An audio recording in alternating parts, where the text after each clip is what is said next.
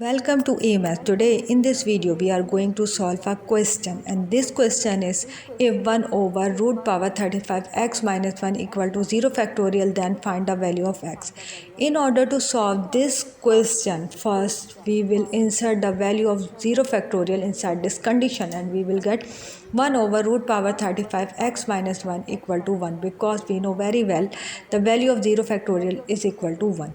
Now this root 35 x minus 1 will move to the other side of the equation and multiply with this 1, and we will get root power 35 x minus 1 equal to 1.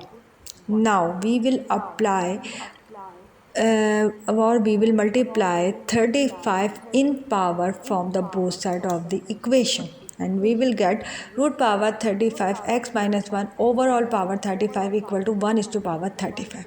Now in the next step, this 35 power will cancel out from this root, and x minus 1 will come out from this expression or from the root, and power of 1, which is 35, will be equal to 1.